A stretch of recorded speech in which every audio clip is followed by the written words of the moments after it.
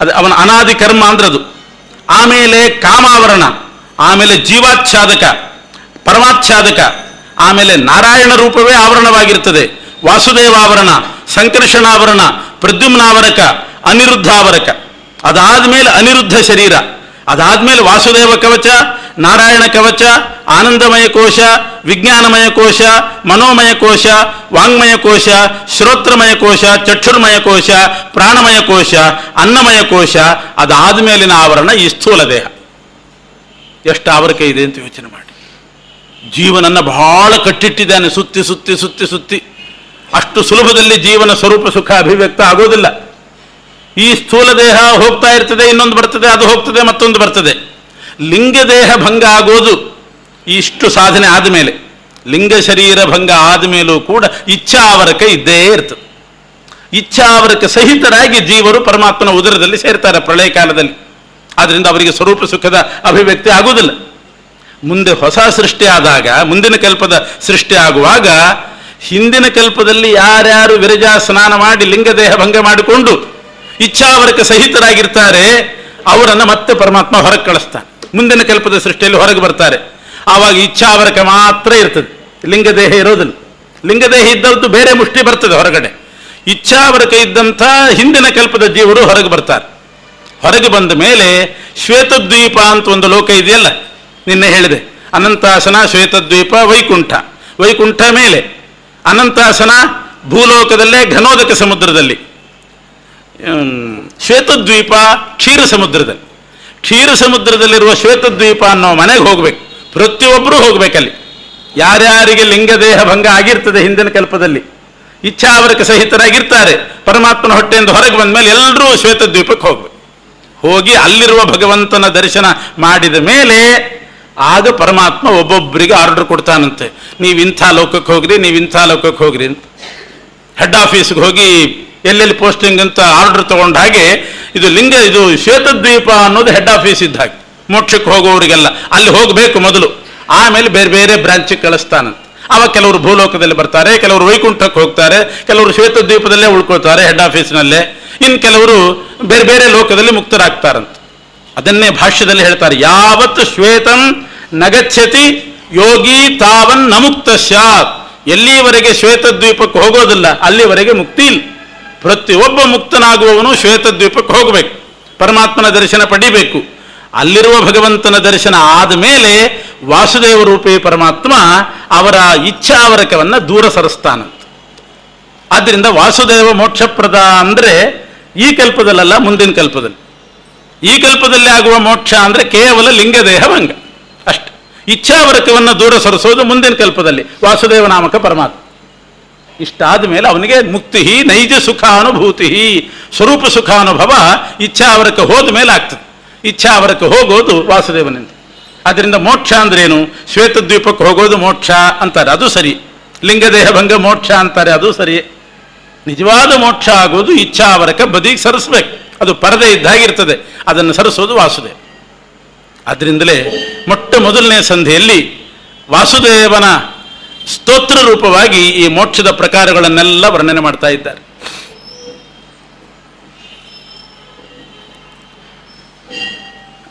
ಇಷ್ಟು ವಾಸುದೇವನ ವ್ಯಾಪಾರಗಳನ್ನೆಲ್ಲ ನಿರೂಪಣೆ ಮಾಡಿದರು. ಇನ್ನು ಲಯಸಂಧಿ. ಲಯ ಆಗುವ ಕ್ರಮ ಏನು ಅಂತಂದರೆ ಅದನ್ನಂತೂ ತುಂಬ ಕಾವ್ಯಮಯವಾಗಿ ಬಹಳ ಚೆನ್ನಾಗಿ ವರ್ಣನೆ ಮಾಡ್ತಾರೆ. ಇದು ಕಾವ್ಯನೇ ತಂದುಬಿಟ್ಟಿದ್ದಾರೆ. ಹಿಂದೆ ಬೊಮ್ಮನ ಸೃಜಿಸಿ ಅವನ ಅಂಗವಾಗಲೇ ತಿಂದರೆ ತುತ್ತು ಕುಂದುವುದು ಎಂದುದಾಸೀನವ ಮಾಡಿದ ಶ್ರೀಕೃಷ್ಣ ಇಂದು ಭುಂಜಿಸಿ ತೇಗುತ್ತಿರ್ದ. ಇದು ವಾದಿರಾಜರ ಪದ್ಯ. ಹಿಂದೆ ಬೊಮ್ಮನ ಸೃಜಿಸಿ, ಚತುರ್ಮುಖ ಬ್ರಹ್ಮದೇವರನ್ನ ಸೃಷ್ಟಿ ಮಾಡಿದ ಪರಮಾತ್ಮ. ಬ್ರಹ್ಮದೇವರನ್ನ ಸೃಷ್ಟಿ ಮಾಡಿದ ಕೂಡಲೇ ಒಂದ್ಸಲ ಯೋಚನೆ ಬಂತಂತೆ ಪರಮಾತ್ಮನಿಗೆ, ಇವನನ್ನು ತಿಂದುಬಿಟ್ರೆ ಹೇಗೆ ಅಂತ. ಹುಟ್ಟಿದ ಕೂಡಲೇ ತಿನ್ನೋದಂದ್ರೆ ಆಹಾರ, ತನಗೆ ಆಹಾರ ಬೇಕಲ್ಲ, ಇದ್ದದ್ದೇ ಆವಾಗ ಬ್ರಹ್ಮದೇವರು ಇವರನ್ನು ತಿಂದುಬಿಡ್ಲಾ ಅಂತ ಯೋಚನೆ ಮಾಡಿದ್ದಂತೆ. ಮತ್ತೆ ಯೋಚನೆ ಮಾಡ್ತಾನೆ, ಹಿಂದೆ ಬೊಮ್ಮನ ಸೃಜಿಸಿ ಅವನ ಅಂಗವಾಗಲೇ ತಿಂದರೆ ತುತ್ತು ಕುಂದುವುದು, ಸಣ್ಣ ತುತ್ತಾಗಿ ಬಿಡ್ತದೆ. ಈ ಬ್ರಹ್ಮ ಚೆನ್ನಾಗಿ ಬೆಳೀಲಿ, ಅವನಿನ್ನಷ್ಟು ಲೋಕಗಳನ್ನೆಲ್ಲ ಸೃಷ್ಟಿ ಮಾಡಲಿ, ದೊಡ್ಡ ಆಹಾರ ಆಗ್ತದೆ, ಆವಾಗ ದೊಡ್ಡ ತುತ್ತು ತಿನ್ನಬೇಕು ಅಂತ ಸ್ವಲ್ಪ ಕಾದ್ನಂತೆ. ಯಾವಾಗಲೂ ಬಾಳೆಹಣ್ಣು ಸಣ್ಣ ಗೊನೆ ಬಿಟ್ಟಿದೆ ಅಂತ ಅಂದ್ಕೊಳ್ಳೆ ಕಿತ್ತಿ ತಿನ್ನೋದಲ್ಲ, ಏನು ಸ್ವಾರಸ್ಯ ಇರೋದಿಲ್ಲ. ಸ್ವಲ್ಪ ಬಲಿಲಿಕ್ಕೆ ಬಿಡಬೇಕದು. ಬಲ್ತರೆ ಬಹಳ ರುಚಿ ಇರ್ತದೆ, ಪಕ್ವ ಆಗಬೇಕು, ಹಣ್ಣು ದೊಡ್ಡದಾಗಬೇಕು. ಸಣ್ಣ ಹೀಚಕಾಯಿ ತಗೊಂಡು ತಿಂದರೆ ಏನು ಉಪಯೋಗ? ಆದ್ದರಿಂದ ಪರಮಾತ್ಮ ಬ್ರಹ್ಮದೇವರನ್ನು ಸೃಷ್ಟಿ ಮಾಡಿದ ಕೂಡಲೇ ತನಗೆ ಆಹಾರ ಅಂತಲೇ ಸೃಷ್ಟಿ ಮಾಡಿದ, ಆದರೆ ಇದು ಬಲಿಲಿ ಅಂತ ಬಿಟ್ಟ ಎಂದು ಉದಾಸೀನವ ಮಾಡಿದ ಶ್ರೀಕೃಷ್ಣ ಇಂದು ಭುಂಜಿಸಿ ತೇಗುತ್ತಿದ್ದ. ಇಂದು ಭುಂಜಿಸಿ ಅಂತಂದ್ರೆ ಪರನಾಮ ನಿಮೇಶಕಾಂತೆ, ಒಂದು ನಿಮಿಷ ತಡದ್ನಂತಷ್ಟೆ. ಹೇಳ್ತಿರ್ತಾರಲ್ಲ, ಆಯ್ತಾ ಅಡಿಗೆ ಅಂದ್ರೆ 1 ನಿಮಿಷ ತಡೀರಿ ಅಂತಿರ್ತಾರೆ. ಹಾಗೆ ಒಂದೇ ನಿಮಿಷ ಕಾದ್ನಂತೆ ಪರಮಾತ್ಮ.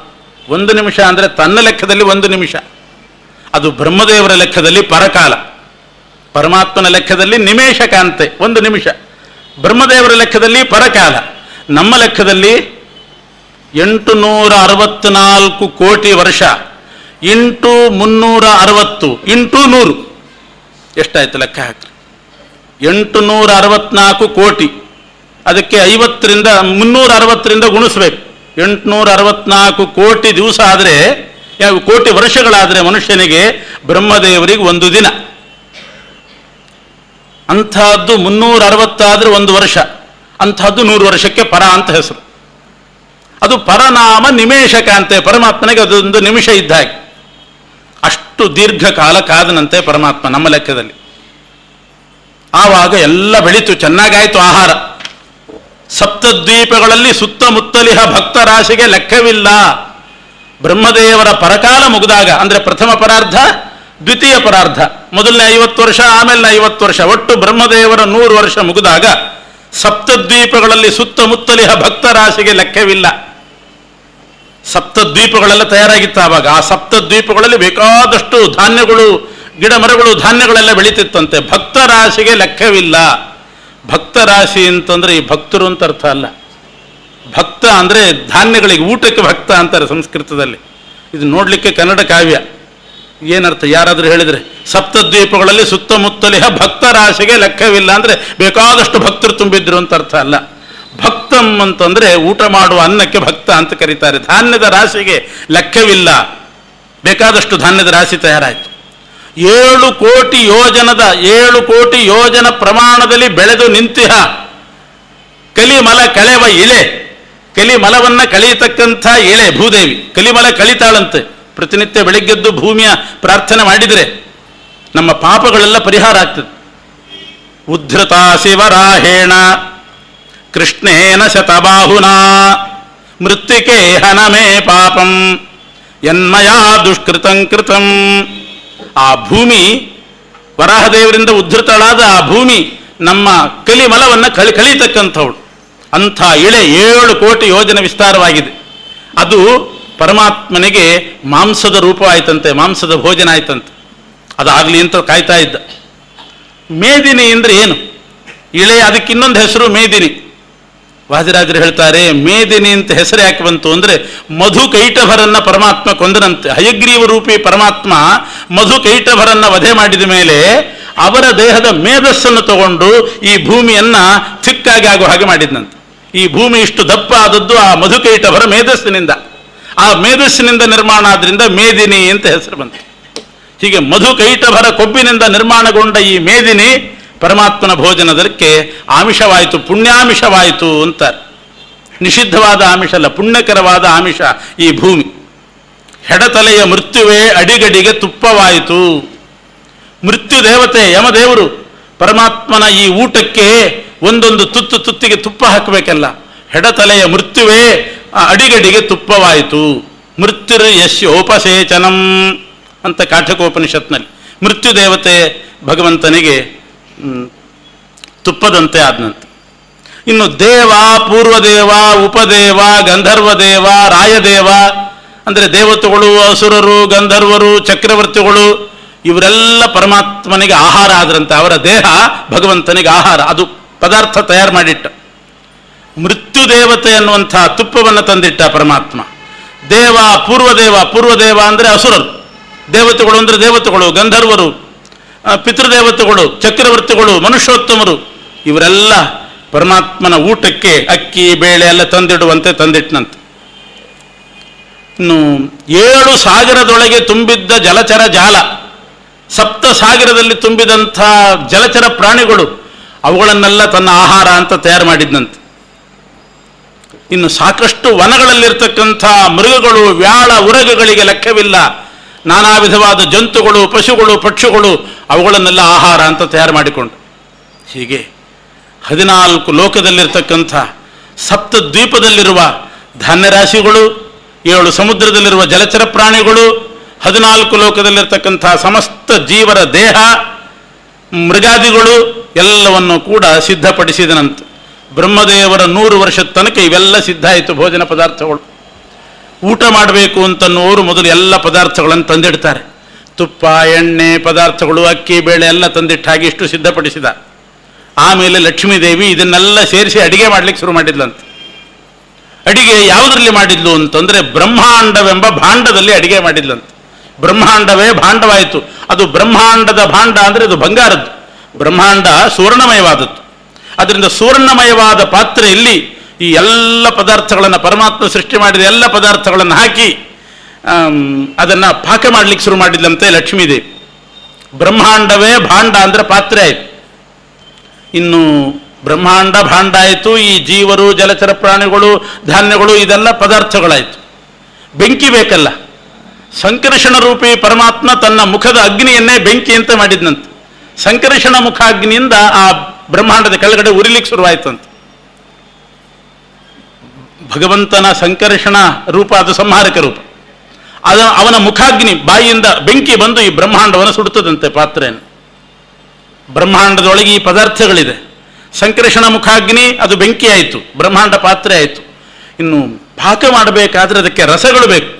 ಸುಮ್ಮನೆ ಹಾಕಿದರೆ ಹೇಗಾಗುತ್ತೆ? ತರಕಾರಿಯನ್ನು ಸ್ವಲ್ಪ ನೀರು ಹಾಕಿಯೋ ಎಣ್ಣೆ ಹಾಕಿಯೋ ಬೇಯಿಸಬೇಕು. ರಸ ಯಾವುದು ಅಂತ ಕೇಳಿದರೆ ಲವಣ, ಇಕ್ಷು, ಮಧು, ಸರ್ಪಿ, ದಧಿ, ಕ್ಷೀರ ಈ ರಸಗಳಲ್ಲಿ ಸ್ವಯಂ ಪಾಕಿಯಾಗಿ ಲಕ್ಷ್ಮೀದೇವಿ ಪಾಕ ಮಾಡಿದ್ಲಂತೆ. ಈ ಲವಣ ಸಮುದ್ರ, ಇಕ್ಷು ಸಮುದ್ರ, ಮಧು ಸಮುದ್ರ, ಸರ್ಪಿ ಅಂದರೆ ಘೃತ ಸಮುದ್ರ, ದಧಿ ಸಮುದ್ರ, ಕ್ಷೀರ ಸಮುದ್ರ ಅಷ್ಟನ್ನು ಒಟ್ಟಿಗೆ ಬೆರೆಸಿಬಿಟ್ಲಂತೆ. ಹಾಲು ಹಾಕಿದ್ಲು, ಮೊಸರು ಹಾಕಿದ್ಲು, ಜೇನುತುಪ್ಪನೂ ಆ ಬ್ರಹ್ಮಾಂಡ ಭಾಂಡದಲ್ಲಿ ಹಾಕಿದ್ಲು. ಸಂಕರ್ಷಣ ಮುಖಾಗ್ನಿ ಉರಿತಾ ಇದೆ. ಇಂಥ ಸಮುದ್ರದ ರಸವನ್ನು ಆ ಬ್ರಹ್ಮಾಂಡ ಭಾಂಡದಲ್ಲಿ ಹಾಕಿ ಎಲ್ಲ ಜೀವರು, ಜಲಚರ ಪ್ರಾಣಿಗಳು, ಮೃಗಗಳು, ಧಾನ್ಯಗಳನ್ನು ಆ ಪಾತ್ರೆಯಲ್ಲಿ ಹಾಕಿ ಬೇಯಿಸ್ತಾ ಇದ್ದಾಳೆ. ಒಂದು ಸಮುದ್ರ ಮಾತ್ರ ಬಿಟ್ಟರು ರಾಜರು. 7 ಸಮುದ್ರಗಳಲ್ಲಿ 6 ಸಮುದ್ರದ ರಸ ಹಾಕಿದ್ದಾರೆ. 7ನೇ ಸಮುದ್ರ ಮಾತ್ರ ಆಮೇಲೆ ಕುಡಿಲಿಕ್ಕೆ ನೀರು ಅಂತ ಇಟ್ಕೊಂಡಿದ್ದಂತ. ಅದನ್ನು ಸ್ವಾದೂದಕ ಸಮುದ್ರ ಅಂತಿದೆ. ಮೊದಲನೇದ್ದು ಲವಣ ಸಮುದ್ರ, 7ನೇದ್ದು ಸ್ವಾದೂದಕ ಸಮುದ್ರ. ಕುಡಿಯುವ ನೀರು, ಆಮೇಲೆ ಆಚಮನೆ ಮಾಡಲಿಕ್ಕೆ, ಪರಿಶೇಚನ ಮಾಡಲಿಕ್ಕೆಲ್ಲ ಬೇಕು ಅಂತ ಅದನ್ನು ಹಂಗೆ ಇಟ್ಟಿದ್ದಂತೆ. ಅದು 7ನೇ ಸಮುದ್ರ ಬಹಳ ದೂರ ಮಾಡಿಟ್ಟಿದ್ದಾನಂತೆ. ಯಾಕೆಂದ್ರೆ ಅವನಿಗೆ ಮಡಿ ನೀರು ಯಾರು ಮುಟ್ಟಿರಬಾರ್ದು ಅಂತ ಅದನ್ನು ದೂರ ಇಟ್ಟಿದ್ದಾನೆ. ಸ್ವಾದೂದಕ ಸಮುದ್ರ ಯಾರಾದರೂ ಮುಟ್ಟಿದರೆ ಮೇಲಿಗೆ ಆಗ್ತದೆ ಅಂತ ಅದನ್ನು ದೂರ ಇಟ್ಟು, ಈ ರಸಗಳಲ್ಲಿ ಸಂಕರ್ಷಣ ಮುಖಾಗ್ನಿಯಿಂದ ಎಲ್ಲ ಪಾಕವಾಯಿತಂತೆ.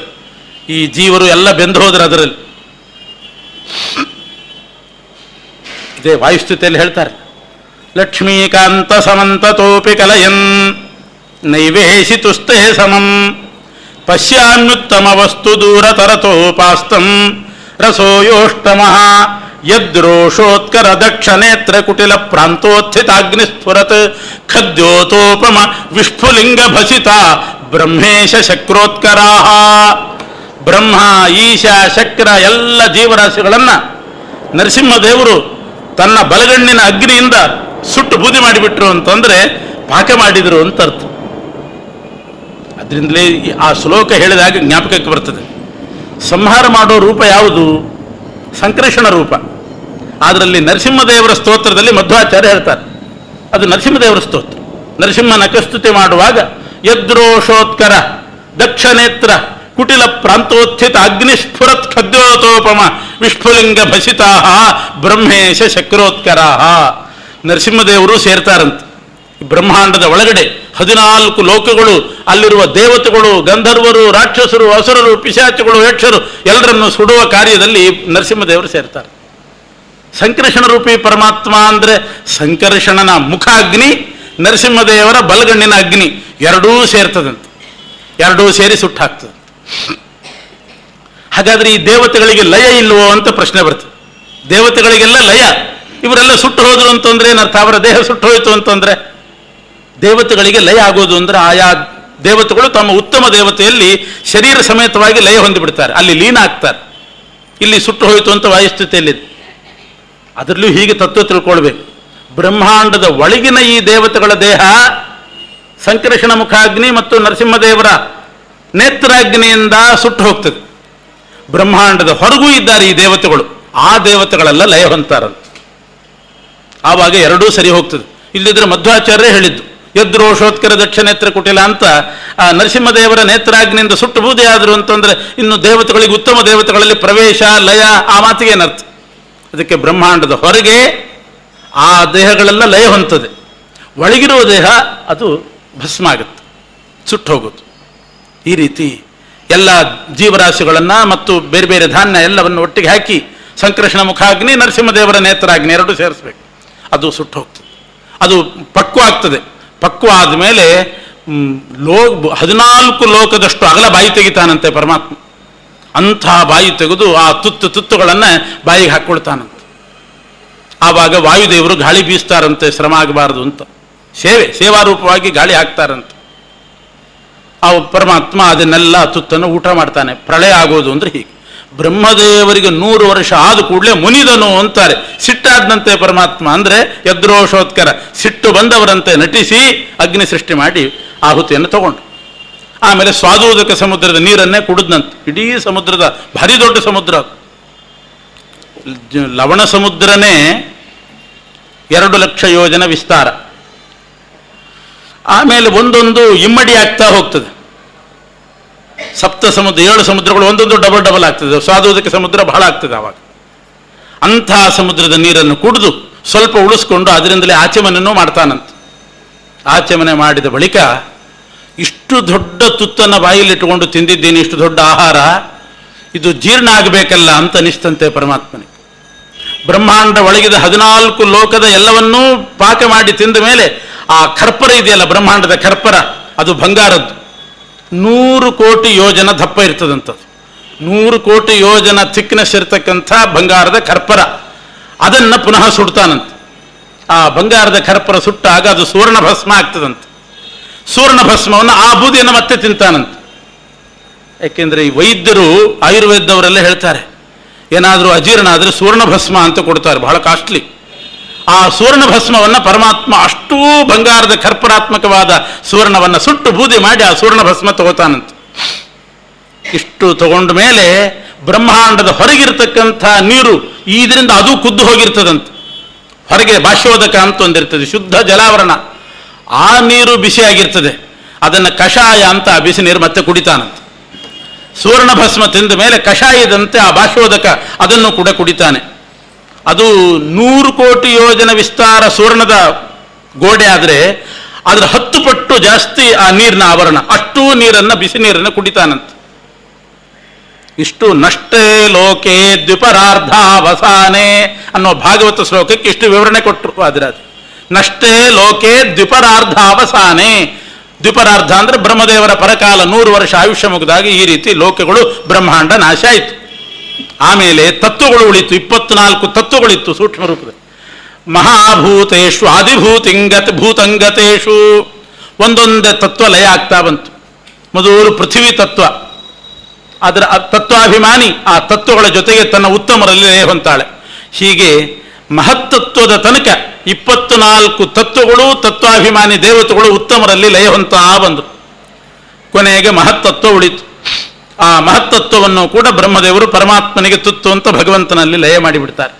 ಹೀಗೆ 14 ಲೋಕದ ಬ್ರಹ್ಮಾಂಡ ನಾಶವಾಗಿ 24 ತತ್ವಗಳು, ತತ್ವಾಭಿಮಾನಿ ದೇವತೆಗಳು ಲಯ ಹೊಂತಾರೆ.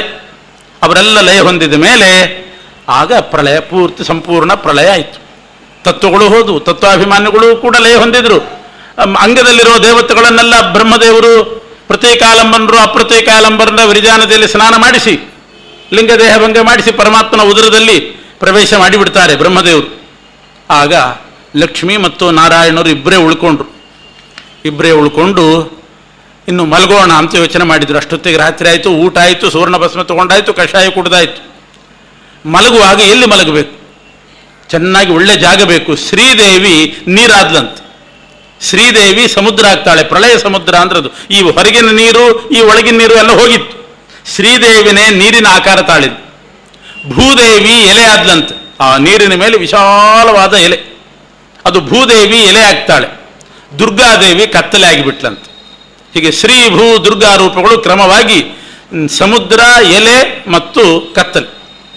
ಅದಕ್ಕೆ ಎಲೆ ಅಂದರೆ ವಾದಿರಾಜರು ಹೇಳ್ತಾರೆ, ಪತ್ರಮಾಸೀನ್ ನಪಾದಪಹ, ಒಟ್ಟ ವೃಕ್ಷ ಇದ್ದಿಲ್ಲ, ಎಲೆ ಮಾತ್ರ ಇತ್ತಂತ. ಯಾಕೆ ಮರ ಇರ್ಲಿಕ್ಕೆ ಸಾಧ್ಯ ಇಲ್ಲ, ಮರ ಗಿರ ಎಲ್ಲ ಪಕ್ವವಾಗಿ ಹೋಗಿಬಿಟ್ಟಿದೆ ಪರಮಾತ್ಮನ ಒಳಗೆ. ಹಾಗಾದ್ರೆ ಎಲೆ ಎಲ್ಲಿಂದ ಬಂತು ಅಂತಂದ್ರೆ ಅದು ಭೂದೇವಿನೇ ಎಲೆ ಆದ. ಆ ಎಲೆ ಮೇಲೆ ಪರಮಾತ್ಮ ಲಕ್ಷ್ಮೀದೇವಿಯ ರೂಪದ ಜೊತೆಗೆ ಅಲ್ಲಿ ಮಲಗ್ತಾನಂತ. ಮಲಗಿ ಆವಾಗ ಲಕ್ಷ್ಮಿನೇ ಆಭರಣ, ಲಕ್ಷ್ಮಿನೇ ಹೂವು, ಎಲ್ಲ ಲಕ್ಷ್ಮೀಮಯವಾಗಿತ್ತು. ಎಷ್ಟು ವರ್ಷ ಮಲಗಿದ ಅಂತಂದ್ರೆ ಅಷ್ಟು ವರ್ಷ ಯಾರೂ ಮಲಗಲಿಕ್ಕಿಲ್ಲ, ಭಾರೀ ದೀರ್ಘನಿದ್ರೆ. 87 ವರ್ಷ ಬ್ರಹ್ಮದೇವರ ಮಾನದಿಂದ 87 ವರ್ಷ ಮಲಗಿದನಂತೆ ಪರಮಾತ್ಮ ಆ ಎಲೆ ಮೇಲೆ. ಮಲಗೋದು ಅಂದ್ರೆ ಏನು? ಯೋಗನಿದ್ರೆ. ಚಾತುರ್ಮಾಸ್ಯದಲ್ಲಿ ಮಲಗಿದ ಹಾಗೆ ಯೋಗನಿದ್ರೆ. ಯೋಗನಿದ್ರೆ ಅಂದ್ರೆ ಕಣ್ಣು ಮುಚ್ಚಿರ್ತಾನಂತ ಅಷ್ಟೇನೆ, ಇಂದ್ರಿಯ ಉಪರತ ಆಗಿರೋದಿಲ್ಲ. ನಮ್ಮ ಸ್ವಾಮಿಗಳು ಹೇಳ್ತಾ ಇದ್ರು, ವಿಶ್ವೇಶತೀರ್ಥರು ಗುರುಗಳು, ಪರಮಾತ್ಮ ಮಾಡೋದು ಯೋಗನಿದ್ರೆ ಅಂತ. ಅಂದ್ರೆ ಕಣ್ಣು ಮಾತ್ರ ಮುಚ್ಚಿರ್ತಾನಂತೆ, ಇಂದ್ರಿಯಗಳೆಲ್ಲ ಜಾಗರೂಕವಾಗೇ ಇರ್ತದಂತೆ. ಉಳಿದವ್ರು ಮಾಡೋದೆಲ್ಲ ಭೋಗನಿದ್ರೆ ಅಂತ. ಅವೊಂದು ಯೋಗನಿದ್ರೆ, ಉಳಿದವ್ರದ್ದು ಭೋಗನಿದ್ರೆ ಅಂತ. ಅಂದ್ರೆ ಎಚ್ಚರಿಕೆಯಲ್ಲೂ ನಿದ್ದೆ ಮಾಡುವಂಥ ನಿದ್ರೆ, ಅದು ಭೋಗನಿದ್ರೆ. ಪರಮಾತ್ಮ ನಿದ್ರೆಯಲ್ಲೂ ಎಚ್ಚರಿಕೆಯಲ್ಲಿರ್ತಾನಂತೆ, ಅದು ಯೋಗನಿದ್ರೆ ಅಂತ ವಿವರಣೆ ಕೊಡ್ತಾ ಇತ್ತು. ಹಾಗೆ 87 ವರ್ಷಗಳ ಕಾಲ ಬ್ರಹ್ಮದೇವರ ಮಾನದಿಂದ 87 ವರ್ಷ ಆ ಎಲೆ ಮೇಲೆ ಮಲಗ್ತಾನಂತ. ಇದು ಪ್ರಳಯ ಕಾಲ ಅಂದ್ರೆ ಹೀಗೆ. ಲಯ ಸಂಧಿಯಲ್ಲಿ ಇಷ್ಟನ್ನ ನಿರೂಪಣೆ ಮಾಡಿದ್ದಾರೆ. 87 ವರ್ಷ ಆದ ಕೂಡಲೇ ನಮ್ಮ ದುರ್ಗಮ್ಮನಿಗೆ ಎಚ್ಚರ ಅಂದ್ರು. ದುರ್ಗಮ್ಮನಿಗೆ ಮೊದಲು ಎಚ್ಚರಿಕೆ ಆಗ್ತದಂತೆ. ಯಾವಾಗಲೂ ಹೆಣ್ಣು ಮಕ್ಕಳು ಮೊದಲು ಹೇಳ್ಬೇಕಂತೆ ಗಂಡನಿಗಿಂತ, ಆಮೇಲೆ ಮಲಗಬೇಕಂತೆ. ಇದು ಶಾಸ್ತ್ರ. ಗಂಡ ಮಲಗಿದ ಮೇಲೆ ಹೆಣ್ಣು ಮಕ್ಕಳು ಮಲಗಬೇಕಂತೆ, ಗಂಡನಿಗಿಂತ ಮುಂಚೆ ಹೇಳ್ಬೇಕಂತೆ. ಇದು ಹೆಣ್ಣು ಮಕ್ಕಳಿಗೆ ಧರ್ಮ. ಗಂಡ ಮಲಗೋದಕ್ಕಿಂತ ಮುಂಚೆನೇ ಮಲಗಿಬಿಡೋದು, ಗಂಡ ಎದ್ದ ಮೇಲೆ ಹೇಳೋದು, ಅವರೇ ಎದ್ದು ಎಲ್ಲ ಮಾಡಿರ್ಬೇಕು, ಹಾಗಲ್ಲ ಅಂತ. ಆದ್ರಿಂದ ಮೊದಲು ನಮ್ಮ ದುರ್ಗಮ್ಮನಿಗೆ ಎಚ್ಚರ ಅಂದ್ರು. ದುರ್ಗಮ್ಮ ಎಚ್ಚರಿಕೆ ಆಗ್ತಾಳಂತೆ, ದುರ್ಗಾದೇವಿ ಎದ್ದೇಳ್ತಾಳಂತೆ. ಹೀಗೆ ಯೋಗ ನಿದ್ರೆಯಲ್ಲಿ ಪರಮಾತ್ಮ 87 ವರ್ಷ ಕಳೆದು ಎಚ್ಚೆತ್ತು ಕೂಡಲೇ ಲಕ್ಷ್ಮೀದೇವಿ ಶ್ರುತಿಗೀತೆ, ಭಾಗವತದಲ್ಲಿ ಶ್ರುತಿಗೀತ ಅಂತ ಬರ್ತದೆ, ಆ ವೇದ ಮಂತ್ರಗಳಿಂದ ಸ್ತೋತ್ರ ಮಾಡಿ ಪರಮಾತ್ಮನ ಕಾಲು ಒತ್ತುತ್ತಾ, ಬೆಳಗ್ಗೆ ಮಲಗಿದಾಗ ಕಾಲು ಒತ್ತುತ್ತಾ ವೇದ ಮಂತ್ರಗಳಿಂದ ಸ್ತೋತ್ರ ಮಾಡಿ ಎಬ್ಬಿಸ್ತಾಳಂತೆ. ಇದಿಷ್ಟು ಪ್ರಳಯ ಕಾಲ. ಎದ್ದು ಕೂಡಲೇ ಪರಮಾತ್ಮನಿಗೆ ಮತ್ತೆ ಸಂಕಲ್ಪ ಮಾಡ್ತಾನಂತೆ, ಮತ್ತೆ ಸಾಮಾನು ತರೋಣ ಅಂತ. ಲಕ್ಷ್ಮೀದೇವಿ ಅಡಿಗೆ ಮಾಡಬೇಕು, ಸಾಮಾನು ತರಬೇಕು. ಸಾಮಾನು ತರೋದು ಅಂದರೆ 7 ದ್ವೀಪಗಳಲ್ಲಿ, 7 ಸಾಗರಗಳಲ್ಲಿ ಜಲಚರ ಪ್ರಾಣಿಗಳು, ದೇವತೆಗಳು, ಜೀವರೆಲ್ಲರನ್ನು ಸೃಷ್ಟಿ ಮಾಡೋದು ಸಾಮಾನು ತರೋದು ಅಂತ. ಹೀಗೆ ಪರಮಾತ್ಮನ ಕೆಲಸ ಏನು ಅಂದರೆ ಸಾಮಾನು ತರೋದು, ಬೆಂಕಿ ಹಚ್ಚೋದು, ಬ್ರಹ್ಮಾಂಡ ಭಾಂಡದಲ್ಲಿ ಎಲ್ಲ ಪಾಕ ಮಾಡೋದು, ತಿನ್ನೋದು, ಸುವರ್ಣ ಭಸ್ಮ ತಗೊಳ್ಳೋದು, ಮಲಗೋದು, ಎಚ್ಚರಿಕೆ ಆದ ಕೂಡಲೇ ಮತ್ತೆ ಸಾಮಾನು ತರೋದು. ಬೆಳಗ್ಗೆ ಆದ ಕೂಡಲೇ ಅಂಗಡಿಗೆ ಹೋಗ್ಬೇಕು ಮತ್ತೆ ತರಕಾರಿ ಹಾಲೆಲ್ಲ ತರಲಿಕ್ಕೆ. ಭಗವಂತ ಮಾಡೋದು ಅದನ್ನೇ ಜೀವರು ಮಾಡ್ತಾ ಇದ್ದಾರಂತೆ. ಇಷ್ಟು ಸುಂದರವಾಗಿ ಲಯ ಸಂಧಿಯಲ್ಲಿ ಹೀಗೆ ಕಾವ್ಯಮಯವಾಗಿ ವರ್ಣನೆ ಮಾಡಿದರು. ಅನಂತರ ಬಂದಿರತಕ್ಕಂಥ ಸಂಧಿನೇ ಸೃಷ್ಟಿ ಸಂಧಿ. ಸೃಷ್ಟಿ ಸಂಧಿಯಲ್ಲಿ ಹೇಗೆ ಸೃಷ್ಟಿ ಮಾಡ್ತಾನೆ ಪರಮಾತ್ಮ ಅನ್ನೋದನ್ನು ವರ್ಣನೆ ಮಾಡ್ತಾರೆ.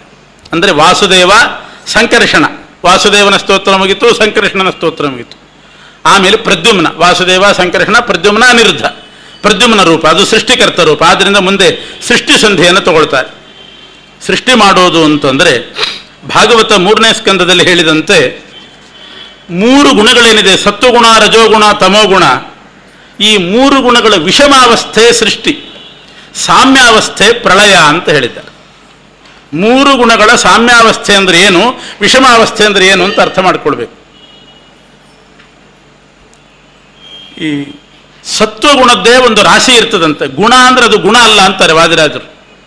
ಗುಣ ಅಂತಂದ್ರೆ ಅದು ದ್ರವ್ಯ, ಬಿಳಿ ಬಣ್ಣದ ಒಂದು ಸಣ್ಣ ಪರಮಾಣು ರೂಪದ ಪುಡಿ. ಆ ಪರಮಾಣುವಿನ ಆ ರಾಶಿಗಳಿಗೆ, ಆ ದ್ರವ್ಯಕ್ಕೆ ಸತ್ವಗುಣ ಅಂತ ಕರೀತಾರಂತೆ. ಗುಣ ಅಂತ ಹೆಸರಿಟ್ಟಿದ್ದಾರಷ್ಟೇ, ನಿಜವಾಗೂ ಗುಣ ಅಲ್ಲ, ಅದು ದ್ರವ್ಯ, ಪರಮಾಣುಗಳು, ದ್ರವ್ಯದ ಪರಮಾಣು, ಬಿಳಿ ಬಣ್ಣದ ಪರಮಾಣುಗಳಿಗೆ ಸತ್ವ ಗುಣ ಅಂತ ಕರೀತಾರೆ. ಕೆಂಪು ಬಣ್ಣದ ಪರಮಾಣುಗಳಿಗೆ ರಜೋಗುಣ ಅಂತ ಕರೀತಾರೆ. ಕಪ್ಪು ಬಣ್ಣದ ಪರಮಾಣುಗಳಿರ್ತದೆ, ದ್ರವ್ಯದ ಪರಮಾಣುಗಳು, ಅದಕ್ಕೆ ತಮೋಗುಣ ಅಂತ ಹೆಸರು. ಹೀಗೆ ಬಿಳಿ, ಕೆಂಪು ಮತ್ತು ಕಪ್ಪು ಅಂಥ ಪರಮಾಣುವಿನ ರಾಶಿ ಅದು ಪ್ರಳಯ ಕಾಲದಲ್ಲಿ ಈ ರಜೋಗುಣದ ರಾಶಿ, ತಮೋಗುಣದ ರಾಶಿ, ಸತ್ವಗುಣದ ರಾಶಿ ಅಂತ 3 ರಾಶಿ ಇರ್ತದೆ. 3 ಸಮಾನವಾಗಿರ್ತದೆ. ಸಮಾನ ಅಂತಂದ್ರೆ ಅದರ ಪ್ರಮಾಣದಲ್ಲಿ ಸಮಾನ ಅಲ್ಲ, ಕ್ವಾಂಟಿಟಿಯಲ್ಲ. ಸೃಷ್ಟಿಕಾಲದಲ್ಲಿ ಸತ್ವರಾಶಿ ಅಂತ ಒಂದು ತೆಗಿತಾನೆ ಪರಮಾತ್ಮ, ರಜೋರಾಶಿ ಅಂತ ಒಂದಿರ್ತದೆ, ತಮೋ ರಾಶಿ ಅಂತ ಇರ್ತದೆ. ರಜೋರಾಶಿಯಲ್ಲಿ ಸತ್ವಗುಣನೂ ಸೇರಿರ್ತದೆ, ರಜೋಗುಣನೂ ಸೇರಿರ್ತದೆ, ತಮೋಗುಣನೂ ಸೇರಿರ್ತದೆ. ಆದರೂ ಅದಕ್ಕೆ ರಜೋರಾಶಿ ಅಂತ ಹೆಸರು. 3 ಸೇರಿರ್ತದೆ ರಜೋರಾಶಿಯಲ್ಲಿ. ಆದರೆ ಅದು ಹೇಗೆ ಸೇರಿರ್ತದೆ ಅಂತಂದ್ರೆ ಅದರ ಪ್ರಮಾಣವನ್ನು ಕೊಟ್ಟಿದ್ದಾರೆ. ರಜೋರಾಶಿ ಅಂತೇನು ಸೃಷ್ಟಿಕಾಲದಲ್ಲಿ ಒಂದು ರಾಶಿ ಬರ್ತದೆ. ಈ ಮನೆಗಿನೇ ಕಟ್ಟಬೇಕಾದ್ರೆ ಸಿಮೆಂಟು ಮರಳು ರಾಶಿ ತಂದು ಹಾಕೋದಿಲ್ವೇ, ಹಾಗೆ ಸತ್ವಗುಣದ ರಾಶಿ, ರಜೋಗುಣದ ರಾಶಿ, ತಮೋಗುಣದ ರಾಶಿ ಅಂತ 3 ದೊಡ್ಡ ರಾಶಿ ಇರ್ತದಂತೆ. 14 ಲೋಕ ಎಲ್ಲದಕ್ಕೂ ಇಡೀ ಬ್ರಹ್ಮಾಂಡ ಸೃಷ್ಟಿಗೆ ಬೇಕಾದ ರಾಶಿಯನ್ನ ಮಾಡ್ತಾನಂತೆ ಪರಮಾತ್ಮ. ಅದರಲ್ಲಿ ಸತ್ವರಾಶಿ ಅಂತ ಏನಿರ್ತದೆ ಅದು ಬರೇ ಶುದ್ಧ ಸತ್ವ, ಬಿಳಿ ಬಣ್ಣದ ಅಣುಗಳು ಮಾತ್ರ ಇರ್ತದಂತೆ. ಅದರಲ್ಲಿ ಕೆಂಪು ಬಣ್ಣದ ಪರಮಾಣುಗಳು, ಕಪ್ಪು ಬಣ್ಣದ ಪರಮಾಣು ಮಿಶ್ರ ಆಗಿರೋದಿಲ್ಲ ಸೃಷ್ಟಿಕಾಲದಲ್ಲಿರುವಂತಹ ಸತ್ವರಾಶಿಯಲ್ಲಿ. ಅದು ಶುದ್ಧ ಸತ್ವ ಅಂತ ಅದನ್ನು ಕರೀತಾರೆ. ಮೋಕ್ಷದಲ್ಲಿರುವಂತಹ ಜೀವರು, ಮುಕ್ತರಾದ ಜೀವರು ಆ ಶುದ್ಧ ಸತ್ವದಿಂದ ದೇಹ ಪಡ್ಕೊಂಡು ಆನಂದ ಅನುಭೋಗ ಮಾಡಲಿಕ್ಕೆ ಇರ್ತದಂಥದ್ದು ಅಷ್ಟೆ. ಅದು ಶುದ್ಧ ಸತ್ವ ರಾಶಿ. ರಜೋರಾಶಿ ಅಂತ ಒಂದು ದೊಡ್ಡ ರಾಶಿ ಇರ್ತದೆ. ಅದರಲ್ಲಿ 1 ಅಂಶ ತಮಸ್ಸಿದ್ರೆ ಅದರ 100 ಪಾಲು ರಜೋಗುಣ ಇರ್ತದಂತೆ. 1 ಭಾಗ ತಮೋಗುಣ, ಅದರ 100 ಪಟ್ಟು ರಜೋಗುಣ, ರಜೋಗುಣದ 100 ಪಟ್ಟು ಸತ್ವಗುಣ ಇರ್ತದಂತೆ. ಆದರೂ ಅದಕ್ಕೆ ರಜೋರಾಶಿ ಅಂತ ಹೆಸರು. ಯಾವುದು ಜಾಸ್ತಿ ಇದೆ? 1 ಭಾಗ ತಮಸ್ಸಾದರೆ ಅದರ 100 ಪಟ್ಟು ರಜಸ್ಸು, ರಜಸ್ಸಿನ 100 ಪಟ್ಟು ತಮಸ್ಸು, ಇದು ಸತ್ವ ಇರ್ತದೆ. ಆದರೂ ಅದನ್ನು ರಜೋರಾಶಿ ಅಂತ ಕರೀತಾರೆ. ಯಾಕೆಂದರೆ ತಮಸ್ಸು ಮತ್ತು ರಜೋಗುಣ ಅವೆರಡರಲ್ಲಿ ಲೆಕ್ಕ. ತಮಸ್ಸಿಗಿಂತ ರಜಸ್ಸು ಜಾಸ್ತಿ ಇದ್ದರೆ ಅದು ರಜೋರಾಶಿ, ರಜಸ್ಸಿಗಿಂತ ತಮಸ್ಸು ಜಾಸ್ತಿ ಇದ್ದರೆ ತಮೋ ರಾಶಿ. ಸತ್ವ ಗುಣ ಮಾತ್ರ ಎರಡೂ ರಾಶಿಯಲ್ಲಿ ಅದೇ ಜಾಸ್ತಿ ಇರ್ತದೆ, ಆದರೆ ಅದು ಪರಿಗಣನೆಗೆ ಬರೋದಿಲ್ಲ. ಹಾಗಾಗಿ ರಜೋರಾಶಿ ಅಂತೇನು ಸೃಷ್ಟಿಕಾಲದಲ್ಲಿ ಇರ್ತದೆ ಅದರಲ್ಲಿ 1 ತಮಸ್ಸು, ಅದರ 100 ಪಟ್ಟು ರಜಸ್ಸು, ರಜಸ್ಸಿನ 100 ಪಟ್ಟು ಸತ್ವ. ಆದರೂ ಅದಕ್ಕೆ ಹೆಸರು ರಜೋರಾಶಿ. ಯಾಕೆ? ತಮಸ್ಸಿಗಿಂತ ರಜಸ್ಸು ಜಾಸ್ತಿ ಇದೆ. ಇನ್ನು ತಮೋ ರಾಶಿಯಲ್ಲಿ ಹೇಗೆ ಅಂದರೆ 1 ಪಾಲು ರಜಸ್ಸಿದ್ರೆ ಅದರ 10 ಪಾಲು ತಮಸ್ಸು, ತಮಸ್ಸಿನ 10 ಪಾಲು ಸತ್ವಗುಣ. ಆದರೂ ಅದಕ್ಕೆ ತಮೋ ರಾಶಿ ಅಂತ ಹೆಸರು. ಯಾಕೆ? ಸತ್ವ ಲೆಕ್ಕಕ್ಕೆ ಬರೋದಿಲ್ಲ. ರಜಸ್ಸು 1, ಅದರ 10 ಪಟ್ಟು ತಮಸ್ಸಿರ್ತದೆ. ರಜಸ್ಸಿಗಿಂತ ತಮಸ್ಸು ಜಾಸ್ತಿ ಇರೋದ್ರಿಂದ ತಮೋ ರಾಶಿ. ಇನ್ನು ಸತ್ವ ರಾಶಿಯಲ್ಲಿ ರಜೋಗುಣ ತಮೋಗುಣ ಸೇರೇ ಇರೋದಿಲ್ಲ. ಇದು ಸೃಷ್ಟಿಕಾಲದಲ್ಲಿ ಹೀಗೆ ರಾಶಿ ಇರ್ತದೆ. ಪ್ರಳಯ ಕಾಲದಲ್ಲಿ ಏನಾಗ್ತದೆ ಅಂತಂದರೆ ಆ ಶುದ್ಧ ಸತ್ವ ಅಂತ ಏನೊಂದು ರಾಶಿ ಇರ್ತದೆ, ಅದರಲ್ಲಿಯೂ ಕೂಡ ರಜೋಗುಣ ಮಿಶ್ರ ಆಗಿಬಿಡ್ತದೆ. ರಜೋಗುಣವನ್ನು ಮಿಶ್ರಣ ಮಾಡಿಬಿಡ್ತಾನೆ. ಅಂತೂ 3 ರಾಶಿಯಲ್ಲಿಯೂ ಕೂಡ ರಜೋಗುಣ ಮಿಶ್ರ ಆಯಿತು. ಸತ್ವ ರಾಶಿಯಲ್ಲೂ ರಜೋಗುಣ ಮಿಶ್ರಣ ಆಯಿತು. ರಜೋ ರಾಶಿಯಲ್ಲಂತೂ ರಜೋಗುಣ ಇದ್ದೇ ಇದೆ. ತಮೋ ರಾಶಿಯಲ್ಲೂ ರಜೋಗುಣ ಮಿಶ್ರ ಇದ್ದೇ ಇರ್ತದೆ. ಸೃಷ್ಟಿಕಾಲದಲ್ಲಿರುವಂತಹ ಶುದ್ಧ ಸತ್ವ ರಾಶಿಯಲ್ಲಿ ರಜೋಗುಣ ಸೇರಿಸ್ತಾನೆ ಪರಮಾತ್ಮ. ಈ ಮಿಶ್ರಣ ಅಂಶದಲ್ಲಿ ರಜೋಗುಣ ಸೇರಿದೆ ಅನ್ನೋ ಅಂಶದಲ್ಲಿ ಸಾಮ್ಯ ಬಂತು. ಆದ್ದರಿಂದ ಸಾಮ್ಯಾವಸ್ಥೆ ಪ್ರಳಯ ಅಂದರೆ ಇಷ್ಟೇ ಅರ್ಥ. 3 ಈಕ್ವಲ್ ಆಗಿ ಕ್ವಾಂಟಿಟಿಯಲ್ಲಿ ಇರ್ತದೆ ಅಂತ ಅರ್ಥ ಅಲ್ಲ. 3 ರಾಶಿಯಲ್ಲಿಯೂ ಕೂಡ ರಜೋಗುಣದ ಮಿಶ್ರಣ ಆಗಿಬಿಡ್ತದೆ. ಆದರೆ ಸೃಷ್ಟಿಗೆ ಬಂದಾಗ ಆ ಸತ್ವ ರಾಶಿಯಲ್ಲಿದ್ದಂಥ ರಜಸ್ಸನ್ನು ಹೊರಗೆ ತೆಗೆದು ಅದನ್ನು ಶುದ್ಧ ಸತ್ವ ಮಾಡಿಬಿಡ್ತಾನೆ ಪರಮಾತ್ಮ. ಇದು ವಿಷಮಾವಸ್ಥೆ ಅಂದರೆ ಇದು. ಹೀಗೆ ಸಾಮ್ಯಾವಸ್ಥೆ ಪ್ರಳಯ, ವಿಷಮಾವಸ್ಥೆ ಸೃಷ್ಟಿ ಅಂತಂದರೆ ಈ ರಜೋಗುಣ ಮಿಶ್ರಣದಲ್ಲಿ ಸಮಾನವಾಗಿದ್ದರೆ ಪ್ರಳಯ, ರಜೋಗುಣ ಮಿಶ್ರಣ ಸತ್ವರಾಶಿಗೆ ಇಲ್ಲದೆ ಹೋದರೆ ಶುದ್ಧ ಸತ್ವವಾಗಿ ಉಳ್ಕೊಂಡ್ರೆ ಅದು ಸೃಷ್ಟಿ. ಹೀಗೆ ಸೃಷ್ಟಿಕಾಲದಲ್ಲಿ ಹೀಗೆ 3 ಗುಣಗಳನ್ನು ವ್ಯವಸ್ಥೆ ಮಾಡ್ತಾನೆ. ಶುದ್ಧ ಸತ್ವ, ರಜೋರಾಶಿ, ತಮೋರಾಶಿ ಅಂತ ವ್ಯವಸ್ಥೆ ಮಾಡಿ ಆಮೇಲೆ ಮಹತ್ತತ್ವ ಸೃಷ್ಟಿ ಮಾಡ್ತಾನೆ. ಮಹತ್ತತ್ವ ಮೊದಲೇ ಇರ್ತದೆ ಪ್ರಳಯ ಕಾಲದಲ್ಲಿ. ಎಲ್ಲ 24 ತತ್ವನೂ ಪ್ರಳಯ ಕಾಲದಲ್ಲಿ ಸೂಕ್ಷ್ಮ ರೂಪದಿಂದ ಇರ್ತದೆ ಅಂತಾರೆ ರಾಜರು. ಸೂಕ್ಷ್ಮ ರೂಪದಿಂದ ಇದ್ದೇ ಇರ್ತದೆ. ಈ ಸತ್ವರಜಸ್ತಮೋ ಗುಣಗಳಿಂದ ಸೂಕ್ಷ್ಮವಾಗಿದ್ದ ಮಹತ್ತತ್ವಕ್ಕೆ ಉಪಚಯ ಮಾಡ್ತಾನಂತ. ಉಪಚಯ ಮಾಡ್ತಾನೆ ಅಂದರೆ ಮೊದಲೇ ಇದ್ದು ಗೋಡೆ ಅದಕ್ಕೆ ಮೇಲ್ಮೇಲೆ ಪ್ಲಾಸ್ಟರಿಂಗ್ ಮಾಡ್ತಾರೆ ನೋಡಿ, ಹಾಗೆ ಅದನ್ನು ಸ್ವಲ್ಪ ಉಬ್ಬಿಸ್ತಾನಂತೆ. ಸತ್ವರಜಸ್ತಮೋ ಗುಣಗಳ ಅಂಶ ಸೇರಿಸಿ ಅದನ್ನು ಸ್ಥೂಲಾಕಾರ ಮಾಡ್ತಾನೆ. ಆವಾಗ ಮಹತ್ತತ್ವ ಅಂತ ಸೃಷ್ಟಿ ಆಯಿತು. ಆ ಮಹತ್ತತ್ವ ಅಂತ ಒಂದು ವಸ್ತು ತಯಾರಾದ ಮೇಲೆ ಅದರ ಕೆಲವು ಭಾಗವನ್ನು ತಗೊಂಡು ಸೂಕ್ಷ್ಮದಲ್ಲಿರುವ ಅಹಂಕಾರ ತತ್ವಕ್ಕೆ ಸೇರಿಸ್ತಾನಂತೆ. ಮಹತ್ತತ್ವದ ಕೆಲವು ಭಾಗಗಳನ್ನು ಅಹಂಕಾರ ತತ್ವಕ್ಕೆ ಸೇರಿಸ್ತಾನೆ. ಅದು ಸೂಕ್ಷ್ಮ ರೂಪದಲ್ಲಿರ್ತದೆ, ಅದು ಸ್ಥೂಲ ರೂಪ ತಾಳ್ತದೆ, ಪೂರ್ತಿ ಸೇರಿಸೋದಿಲ್ಲ. ಮಹತ್ತತ್ವದ ಕೆಲವು ಭಾಗವನ್ನು ಬ್ರಹ್ಮದೇವರು, ಸರಸ್ವತಿ, ಭಾರತಿ ಅವರ ಶರೀರಕ್ಕೆ ಬೇಕು. ಬ್ರಹ್ಮದೇವರ ಶರೀರ ಮಹತ್ತತ್ವದ್ದೇ ಶರೀರ, ಅವತ್ತು ಅದೇ ಜಾಸ್ತಿ ಇರ್ತದೆ, ಮಹತ್ತತ್ವಮಯವಾದ ಶರೀರ. ಅದಕ್ಕೆ ಬ್ರಹ್ಮ, ಭಾರತಿ, ಸರಸ್ವತಿಯರ ಶರೀರ ಮತ್ತು ಮೇಲಿನ ಮಹತ್ತತ್ವದ ಆವರಣಕ್ಕೆ ಬೇಕು ಅಂತ ಕೆಲವು ಮಹತ್ತತ್ವ ಇಟ್ಟುಕೊಂಡು ಉಳಿದ ಅಂಶದಿಂದ ಅಹಂಕಾರ ತತ್ವಕ್ಕೆ ಉಪಚಯ. ಆವಾಗ ಸೂಕ್ಷ್ಮ ಅಹಂಕಾರ ತತ್ವ ಸ್ಥೂಲ ಆಯಿತು. ಅದು ಸ್ಥೂಲ ಆದ ಮೇಲೆ ಅಹಂಕಾರ ತತ್ವದಲ್ಲಿ 3 ಭಾಗ ಮಾಡ್ತಾನೆ. ಆ 3 ಭಾಗ ಅಹಂಕಾರ ತತ್ವದಲ್ಲಿ ವೈಕಾರಿಕ ಅಹಂಕಾರ, ರಾಜಸ ಅಹಂಕಾರ, ತಾಮಸ ಅಹಂಕಾರ ಅಂತ 3 ಭಾಗ ಇರ್ತದೆ. ಅದು 3 ಭಾಗಗಳಿಂದ ಮುಂದಿನ ಸೃಷ್ಟಿ ಆಗಬೇಕು. ದೇವತೆಗಳ ಶರೀರ, ಇಂದ್ರಿಯಗಳು ಇವೆಲ್ಲ ಸೃಷ್ಟಿ ಆಗಲಿಕ್ಕೋಸ್ಕರ ಅಹಂಕಾರ ತತ್ವದಲ್ಲಿ 3 ಭಾಗ ಮಾಡ್ತಾನೆ.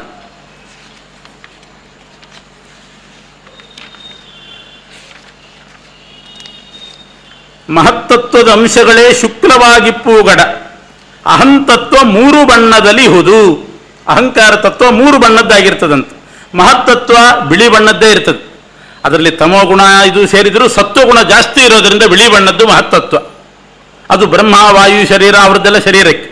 ಅಹಂತತ್ವ 3 ಬಣ್ಣದಲ್ಲಿ ಹುದು. ಅದರ ಶುಕ್ಲಾಣುಗಳಿಂದ ಬುದ್ಧಿ, ಮನ, ಅಹಂಕಾರ ತತ್ವದಲ್ಲಿ ಸೇರಿದ ಬಿಳಿಯ ಅಣುಗಳೇನಿರ್ತದೆ ಅದರಿಂದ ಬುದ್ಧಿ ತತ್ವ, ಮನಸ್ಸು ಅದನ್ನೆಲ್ಲ ಸೃಷ್ಟಿ ಮಾಡ್ತಾನೆ. ಕೆಂಪು ಬಣ್ಣದ ಅಣುಗಳಿಂದ ಅಹಂಕಾರ ತತ್ವದಲ್ಲಿರುವ ಕೆಂಪು ಬಣ್ಣದ ಅಣುಗಳಿಂದ ದಶೇಂದ್ರಿಯಗಳನ್ನು ಸೃಷ್ಟಿ ಮಾಡ್ತಾನೆ. ಅಹಂಕಾರ ತತ್ವದಲ್ಲಿರುವಂಥ ಕಪ್ಪು ಬಣ್ಣದ ಅಣುಗಳಿಂದ ಪಂಚಭೂತಗಳನ್ನು ಸೃಷ್ಟಿ ಮಾಡ್ತಾನೆ. ಆ ಅಹಂಕಾರ ತತ್ವ 3 ಭಾಗ. ಅದಕ್ಕೆ ವೈಕಾರಿಕ, ರಾಜಸ, ತಾಮಸ ಅಂತಂದ್ರೆ ಇಷ್ಟೇ ಅರ್ಥ. ವೈಕಾರಿಕ ಅಹಂಕಾರ ತತ್ವ ಅಂತಂದರೆ ಬಿಳಿ ಅಣುಗಳಿಂದ ಹಿಂದೆ ಬುದ್ಧಿ ಇದು ಸೃಷ್ಟಿ ಆಯಿತು.